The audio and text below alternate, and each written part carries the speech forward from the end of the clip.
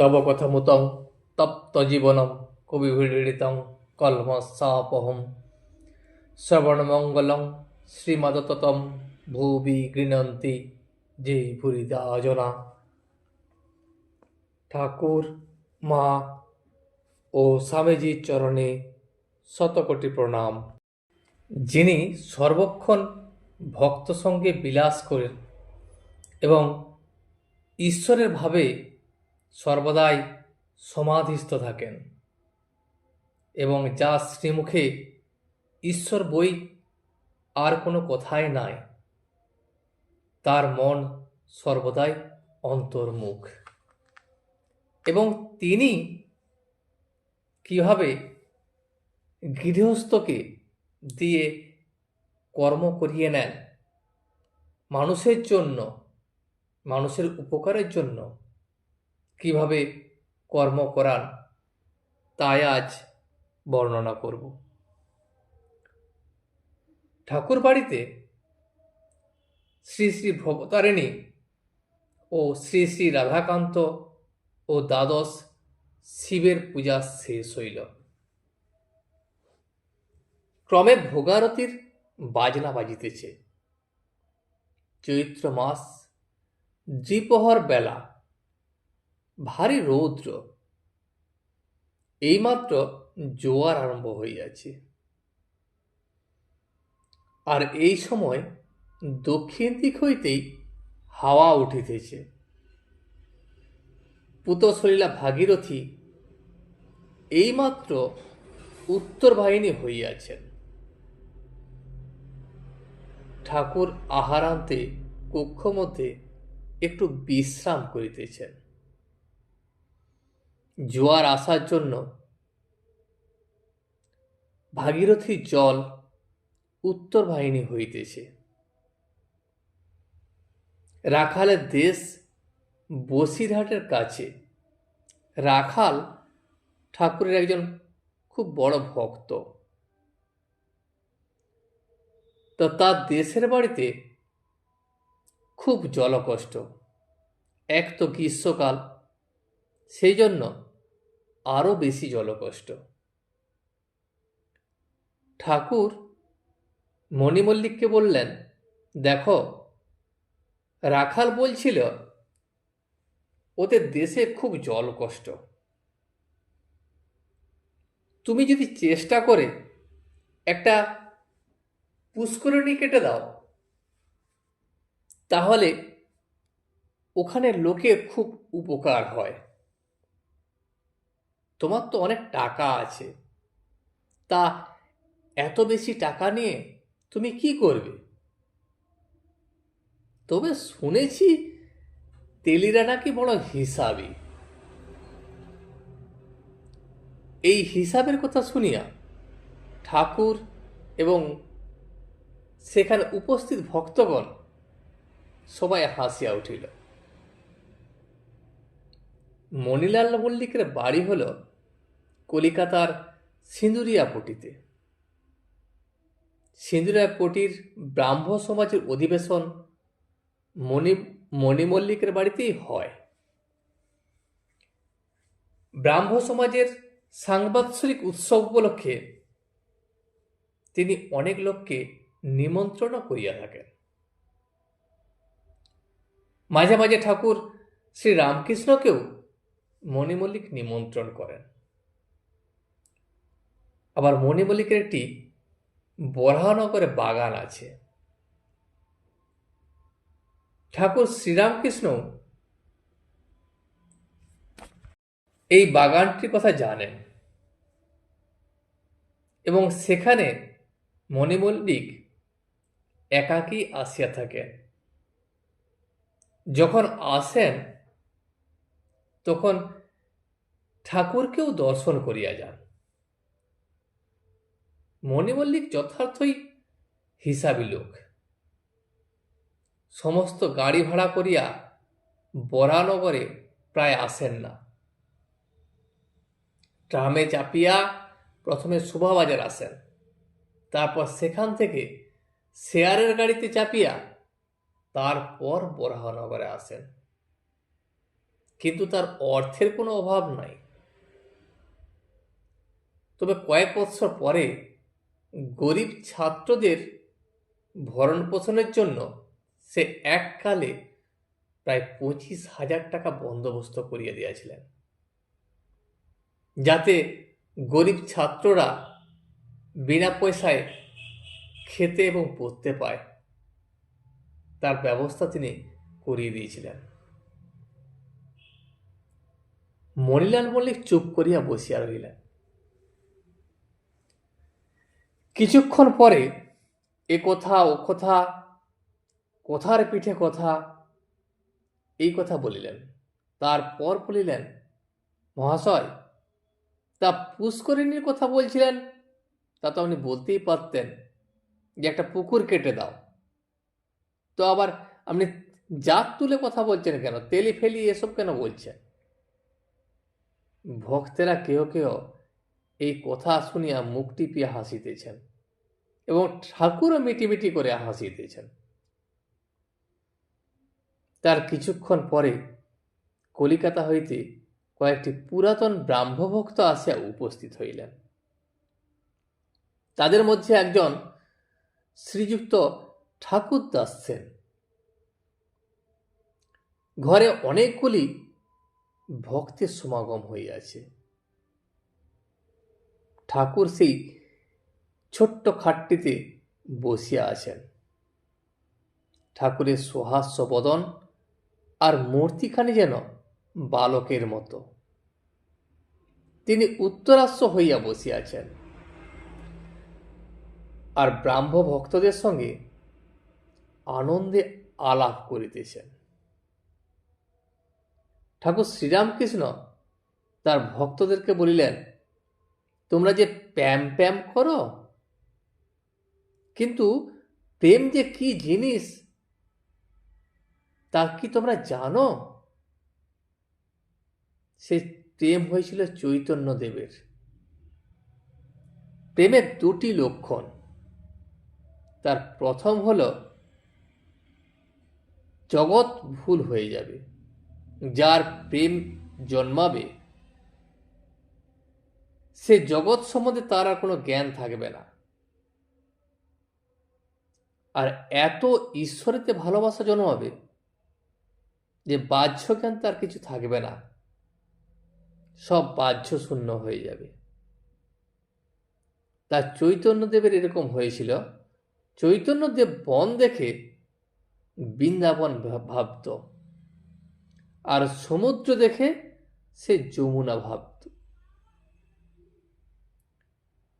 আর দ্বিতীয় লক্ষণ হল নিজের দেহ যে এত প্রিয় জিনিস, তার উপরও কোনো মমতা থাকবে না। দেহাত্মবোধই একেবারে চলে যাবে। আর যদি ঈশ্বর দর্শন না হয়, তাহলে প্রেম কখনো হয় না। আবার ঈশ্বর লাভের কতগুলি লক্ষণ আছে, যার ভিতরে অনুরাগের ঐশ্বর্য প্রকাশ হচ্ছে, তার ঈশ্বর লাভের আর দেরি নাই। তাহলে অনুরাগের ঐশ্বর্যটা কি না? অনুরাগের ঐশ্বর্য হল বিবেক, বৈরাগ্য, জীবে দয়া, সাধু সেবা, সাধু সঙ্গ, ঈশ্বরের নাম গুণ কীর্তন, সত্য কথা বলা, এইসবই হল অনুরাগের ঐশ্বর্য। যদি এই সকল অনুরাগের লক্ষণ দেখলে ঠিক বলতে পারা যায় ঈশ্বর দর্শনের আর দেরি নাই। বাবু কোনো খানাসামার বাড়ি যাবে, এরূপ যদি ঠিক হয়ে থাকে, তো খানসামার বাড়ির অবস্থা দেখলেই ঠিক বুঝতে পারা যায়। কারণ বাবু যাওয়ার আগেই খানসামার বাড়িতে যেন এক অনুষ্ঠান শুরু হয়। প্রথমেই চারিদিকে জঙ্গল কাটা হয়, তারপরে ঝুল ঝাড়া হয়, এবং ঝাঁটপাট দিয়ে চারদিক পরিষ্কার করে দেওয়া হয়। তারপর বাবু তো নিজেই শতরঞ্জ, গুড়গুড়ি এই সেরকম 5 রকম জিনিস পাঠিয়ে দেন। তো এরূপ যখন হয় তখনই লোক বুঝতে পারে যে বাবু আসবেন। এইসব যখন আসছে দেখে তখন বুঝতে আর বাকি থাকে না যে বাবু এবার এসে পড়বেন। একজন ভক্ত তখন ঠাকুরকে জিজ্ঞাসা করলেন, আগে আগে বিচার করে কি ইন্দ্রিয় নিগ্রহ করতে হয়? ঠাকুর তখন তাকে বললেন, ও এক পথ আছে, সে হলো বিচারের পথ। ভক্তিপথেও অন্তরেন্দ্রিয় নিগ্রহ আপনি হয়, আর সহজে হয়। ঈশ্বরের উপর যত ভালোবাসা আসবে ততই ইন্দ্রিয় সুখ আলোড়নে লাগবে। তখন আর ইন্দ্রিয় সুখ ভালো লাগবে না, তখন শরীরের উপর থেকে মায়া চলে যাবে। ধরো যেদিন সন্তান মারা গেছে, সেই শোকের উপর স্ত্রী পুরুষের দেহ সুখের দিকে কি মন থাকতে পারে? তখন একজন ভক্ত ঠাকুরকে বললেন, আমরা ঈশ্বরকে আর ভালোবাসতে পারছি কই? সেভাবে কি আমরা ঈশ্বরকে ভালোবাসতে পারছি? ঠাকুর বললেন, তার নাম করলেই সব পাপ কেটে যাবে। কাম, ক্রোধ, শরীরের সুখ, ইচ্ছা এই সব পালিয়ে যাবে। একজন ভক্ত আবার বললেন, তার নাম করতে ভালো লাগে কই? তার যে নাম করব, ঈশ্বরের গুণগান করব, সেটাও তো সবসময় ভালো লাগে না। ঠাকুর বললেন, ব্যাকুল হয়ে তাকে প্রার্থনা করো, যাতে তার নামে রুচি হয়, তিনিই মনোবাঞ্ছা পূর্ণ করবেন। তাকে ডেকে তার কাছে কাতর আর্জি জানাও।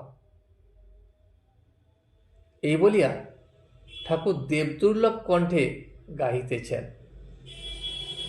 জীবের দুঃখে কাতর হইয়া মার কাছে হৃদয়ের বেদনা জানাইতেছেন।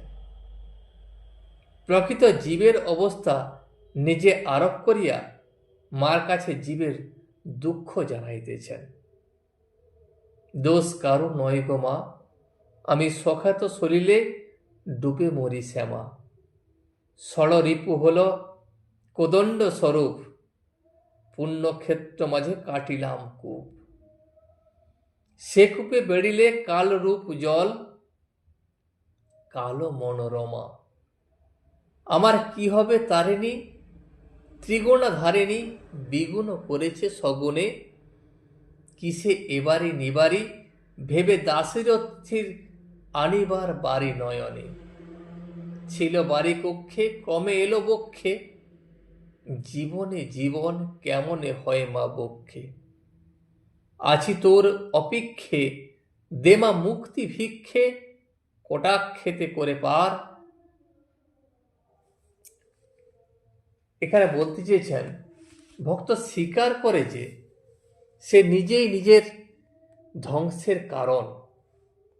কাম, ক্রোধ, লোভ, এই যে ষড়রিপু, এই 6টি রিপু কোদাল স্বরূপ, যা দিয়ে পুণ্যক্ষেত্রে কর্মের কূপ খনন করা হয়েছে এবং সেখানে কালোরূপ জল জমেছে। ত্রিগুণা ধারিণী তারিণীর কাছে তাই আকুল প্রার্থনা যেন তিনি কৃপা করেন, আর কৃপা করে এই কর্মফল থেকে মুক্তি দেন এবং একমাত্র কটাক্ষে পার করেন তিনি। আবার গান গাইতেছেন, জীবের বিকার রোগ, তার নামে রুচি হলে বিকার কাটবে। একই বিকাশ শঙ্করী, কৃপা চরন্তরী, পেলে ধনন্তরী, অনিত্য গৌরব হল অঙ্গদাহ। আমার আমার একই হলো পাপ মোহ, ধনজন তৃষ্ণা না হয় বিরহ, কিসে জীবন ধরি, অনিত্য আলাপ, কি পাপ প্রলাপ, সতত সর্বমঙ্গলে, মায়া কাক নিদ্রা তাহে দাসীরথী নয়ন যুগলে, হিংসা রূপ তাহে সে উদরে কৃমি, মিছে কাজে ভ্রমি সেই হয় ভূমি, রোগে বাঁচি কি না বাঁচি তন্নামে অরুচি, দিবা সরবরি। অর্থ হল পার্থিব জগতের ধন জন অহংকার ও মোহের প্রতি অতিরিক্ত আসক্তিতে কবি বিকার বা রোগ হিসাবে উল্লেখ করেছেন। মা শঙ্করীর কৃপায় এই রূপ তরি পেলে ডাক্তারের মতো তিনি এই পাপ মোহ থেকে মুক্তি পাবেন। অনিত্য বস্তুর পেছনে ছুটে হিংসা ও পাপের মধ্যে দিন কাটানো নিয়ে কবি আক্ষেপ করেছেন। সর্বমঙ্গলে শরণ নিয়ে মায়া নিদ্রা কাটিয়ে ওঠার প্রার্থনা জানিয়েছেন। কারণ পার্থিব কাজের মাঝে তিনি আসলে সত্য হারিয়ে ফেলেছেন। ঠাকুর আবার বললেন, তার নামে অরুচি, বিকারে যদি অরুচি হলো তাহলে আর বাঁচবার পথ থাকে না। যদি একটু রুচি থাকে তবে বাঁচবার খুব আশা, তাই নামে রুচি। ঈশ্বরের নাম করতে হয়, দুর্গা নাম, কৃষ্ণ নাম, শিব নাম, যে নাম বলে ঈশ্বরকে ডাকো না কেন, যদি নাম করতে অনুরাগ দিন দিন বাড়ে, যদি আনন্দ হয়, তাহলে আর কোনো ভয় থাকে না। বিকার একদিন কাটবেই কাটবে, আর তার কৃপা হবেই হবে। আজ এই পর্যন্তই। ভিডিওটি শেষ পর্যন্ত দেখার জন্য আপনাকে অসংখ্য ধন্যবাদ। ভিডিওটি যদি আপনার ভালো লেগে থাকে তাহলে একটা লাইক, কমেন্ট এবং বন্ধুর সাথে শেয়ার করে দেবেন। সাবস্ক্রাইব করে পাশে থাকা বেল আইকনটি বাজিয়ে দেবেন, যাতে আপনাদের নতুন ভিডিওগুলি সর্বপ্রথম আপনার কাছে পৌঁছে যায়। জয় শ্রী রামকৃষ্ণ, জয় শ্রী রামকৃষ্ণ, জয় শ্রী রামকৃষ্ণ।